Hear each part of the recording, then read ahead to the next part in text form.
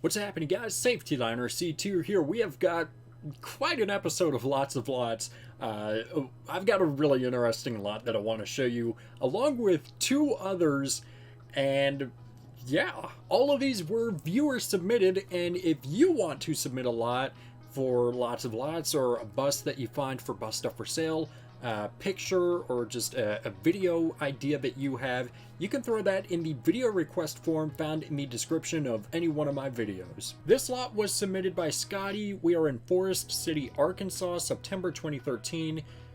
Right here on the end, we have a Ward Chevy C60. We have an Amtran 3800 right here. Notice the fender signals on there, as well as two more Ward C60s. We have a International CE, couple more Ward C60s, and notice on this bus, this appears to have the full Ward logo above the door. I can't make it out for sure, but it definitely looks like it. Going down the road, we just have some more 3800s, couple more C60s. Down on the end, we can see that there's a couple Type Ds, as well as right here. And again, over on this side, pretty much the same thing. Can't make out what's back here, but some more C60s. We have a couple Type As, another C60, and then another 3800. And over on this side of the lot, we can see some of these buses a lot better, as well as a couple of older Wards right here. So just take a look at these. Even for 2013, I'm kind of surprised that they're still sitting around there.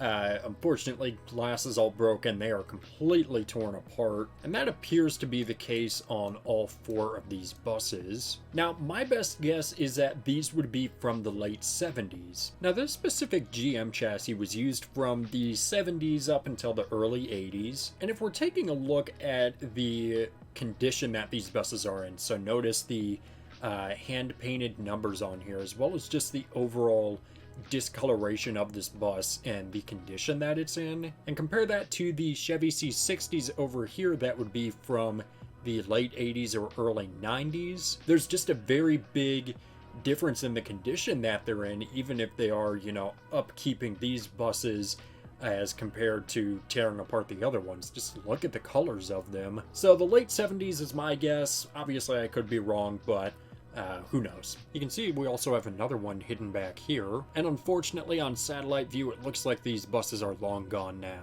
That's a great lot just for those 5 buses that were in there. Really interesting, and Arkansas I definitely need to dive deeper into. This next lot was submitted anonymously. We are in Kokomo, Indiana, August 2018, taking a look at what appears to be a very, very standard Indiana lot. Starting us off, we have a parted out CE right here on the end.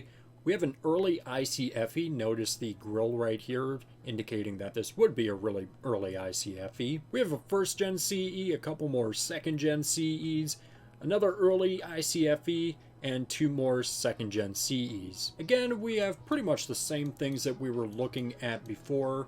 We can see a couple Bluebird 3800s in the background. And September 2013, we can see some more CEs over here, some more first-gen CEs, some Bluebird 3800s here. We have a ICRE right here. Love the chrome bumper on there. We can also see that there are 2 more activity buses here. I can't make out the specific bodies. I'm not the best with my Type A's, and when they're far away, that makes it even worse for me. There are 2 FS65s right here. We have 2 Thomases right here, a couple more CEs, a first-gen CE, and the aforementioned activity buses, which appear to be Thomases based off of the windows, body style, and the brake lights on the back. Like I said, that's a very, very, very typical Indiana lot.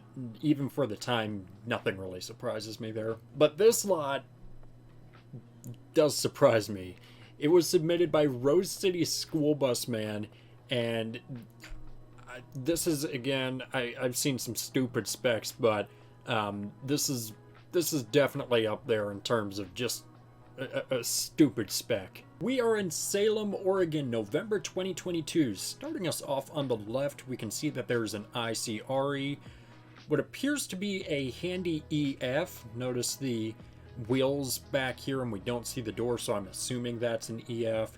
We have an HDX right here, Bluebird T3RE, and a Vision. There's a G5, an MB2, another EF, an HDX. We have a newer Vision. Notice the kind of odd font on here, but that's not the worst thing we're going to see here. And we can tell that this is a newer Vision based off of the warning light areas. How there is plastic around the warning lights instead of them actually painting the warning light area. And the warning lights kind of stick in there, and that's just stupid on its own, but still not the stupidest thing we're going to see. Okay, we have some CEs, another G5 in the background, some CEs.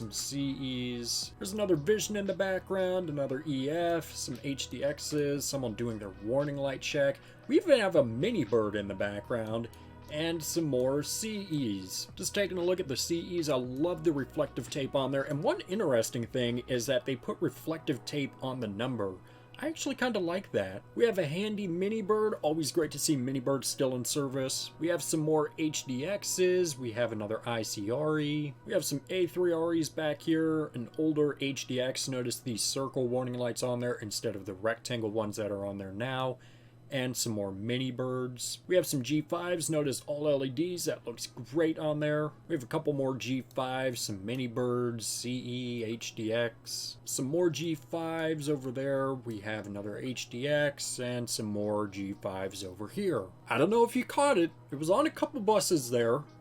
But we're going to look in June 2019. I believe they have more in this period than they do now. Starting us off on this side of the lot, we have a row full of Visions and two what I assume to be mini birds. We have some more Visions, handicapped Visions. Notice we have this older Bluebird microbird in the back here. We can see the old GM chassis on there. An HDX, some handy Bluebird Visions. Here is a better look at some of these Visions. Another Vision, some HDXs, a few more A3s and ICRE. Notice on this ICRE, this doesn't really appear to be a sticker as compared to these A3s because of the vents on the back. It looks like they almost had to make like a little thing to put on there so that that would stay on there. As far as I'm aware, unlawful to pass when the red lights flash is a Oregon State spec to have on all of their buses. And again, pretty much just what we've been looking at. Nothing too crazy over here. And just for fun, August 2012, on the back side of the lot, we can see one of my favorite buses, an 80s All-American. Alright, did you catch it that time? If not, pay attention to the font on the buses. Let's look at March 2012. We'll go back a little bit. Everything else in between is pretty much the same. We have a TC1000 in the background. In front of the TC1000, we get a full-size TC2000. And here we go. If you haven't noticed, they were using Comic Sans as the font on their buses. Why they would do that, I don't have the slightest clue. I mean, look at the numbers. 247, 247, like 249. They're all Comic Sans. Why would you do this? What the heck? We have some genocide right here. There's another mini bird in the background. It's just so stupid. Why would you do that? I mean, look, even on this EF, there's Comic Sans on there. Why the heck would we do that? We know that some of these mini birds don't have that. Why the heck did they? Why? I mean, look, these are the correct font, or a better font. Like, why would you put Comic Sans on the bus when you could have put like any other font on there? I mean, come on, even on these, what are these, ICFEs? I don't know, like why are we ruining the buses by putting Comic Sans on there? I don't know. It's just so stupid. There were so many other fonts, acceptable fonts that they could put on there and just not Comic Sans. And this is not a rant because, oh, you know, I'm on the internet and I hate Comic Sans. It's just like, it literally doesn't look right on there. And it almost makes it like just, I don't know, it doesn't look professional to me at all. it just looks stupid. I don't know, I could just be going crazy, but hey, it looks like at least on the newer buses, remember at the beginning of this lot that they had a different font. So at least they're not using Comic Sans anymore, hopefully.